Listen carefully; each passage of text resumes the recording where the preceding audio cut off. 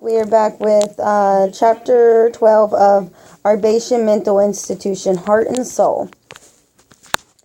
Dr. Arbatian leans back against his desk. He smoothly rubs his hand against the bleached skull. He puffs dark clouds and stands up, beginning to circle the table with Kiel. He begins to talk.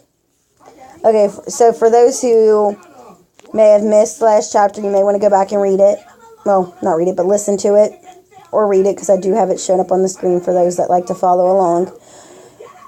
But you want to look at that because so far, as they stated, that Lola is pregnant. We are about to figure out more about the mental institution now.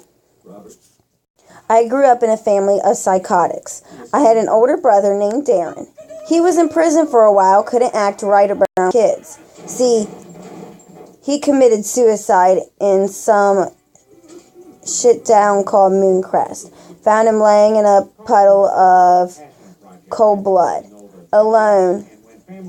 Poor guy. My mother, well, she left shortly after me and my brothers were born. Last I heard, she was working in some circus. Our dad, he was a pathetic excuse for a human, used to lock us outside because he believed we were something in human skin after him. Was glad when he came home to find me hanging in his room. Was glad, something in human skin after him. Was glad when we came home to find him hanging in his room. But you see, it was things like that that made me want to make a home for sick people. I bought this land, bribed the right people for permits, and made Arbatian Mental Institution. You listening to me, boy? He narrows his eyes at Kiel. Kiel nods his head. There is no point in fighting the restraints. Good, so where was I? Oh, yes, it took some years, but this place was built. Wouldn't you know it, on the grand day of it opening, I had a heart attack. Woke up in the hospital. Doctors told me I got a bum ticker. The odds of that, I stayed in the hospital and grew angrier by the day. I didn't want to help anyone anymore. I wanted to live. I became greedy. Death came for me. Yes, he did. But I made a deal with him.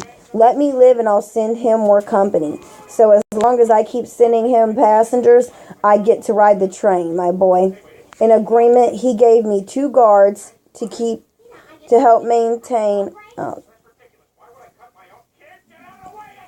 gave me 2 guards to help maintain things around me. My beauties hang on the doors of the entrance. Aren't they cute? Dr. Arbatian giggles and relights his cigar. Now, I'm sure you're thinking I'm full of crap, but you met my lovely assistant, Miss Cranston. Well, that, my boy, is my keeper, so to speak.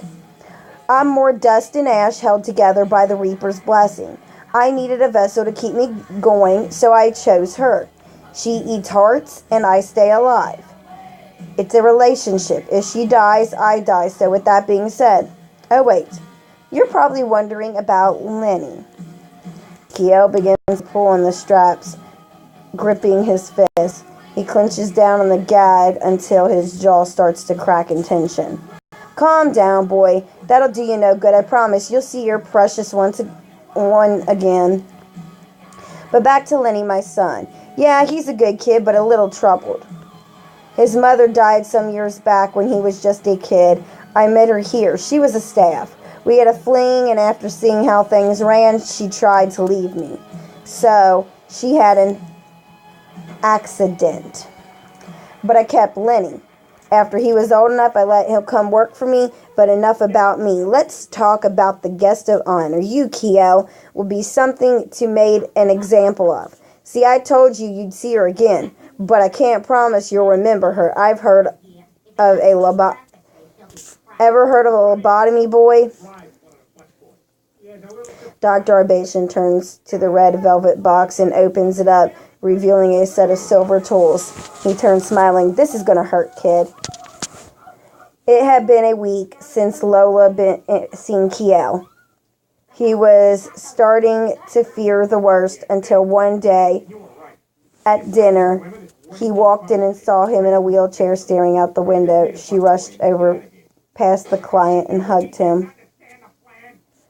Kiel, thought I lost you. She reaches back and sees him zoning out, looking around. A glazed look in his eyes. He had drool escaping the corner of his mouth.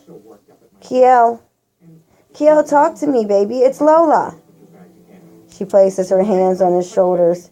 He looks at her and smiles before putting his head down. Lola begins to choke on tears as she caresses his cheek.